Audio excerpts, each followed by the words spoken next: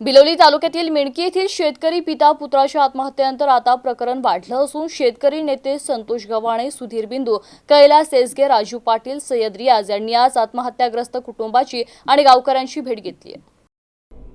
या प्रसंगी शेतकरी नेते आक्रमक झाल्याचं दिसून येत असून आत्महत्याग्रस्त कुटुंबाला तत्काळ 50 लाख रुपये मदत देण्यात यावी आणि कर्जाच्या नोटिसा पाठवणाऱ्या बँकेविरोधात फौजदारी गुन्हा दाखल करण्याची मागणी आता जोर धरू लागली आहे। मिनकी येथील प्रकरण आता तापू लागले असून या ठिकाणी लोकप्रतिनिधी सुद्धा भेटीगाठीसाठी येत असून शेतकरी नेते आता आंदोलनाच्या पवित्र्यात असल्याचं दिसून येत आहे। Madhav Yedke, MC news, Biloli, Nanded. आज बिलोली तालुक्यातील मिनकी येथे ज्या बाप लेकांनी आत्महत्या केली त्या कुटुंबियांना आम्ही भेट दिलो।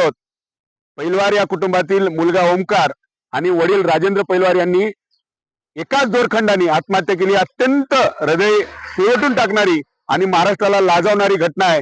फक्त आणि फक्त आपल्या मुलाला अत्यावश्यक वस्तू देऊ शकत नाही या नैराश्यपोटी या बापाने आत्महत्या केली।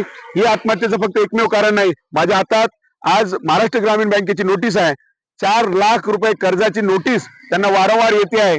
अत्यंत कर्जाने पिळवटून कुटुंब आणि त्याचबरोबर नापिकी, शेतमालाला नसलेले भाव, हे महत्वाचे मुद्दे खऱ्या अर्थाने आता पुढे आले पाहिजेत। हे फक्त एक घटना आहे, पण अशा अनेक घटना आपल्या आजूबाजूला घडतायत। हे शेतकरी आत्महत्या करतायत, त्याचे अनेक कारण आपण या निमित्ताने शोधून काढले पाहिजेत आणि या शासनाने कर्जमाफीची घोषणा केल्यानंतर सुद्धा या नोटिसा येत आहेत।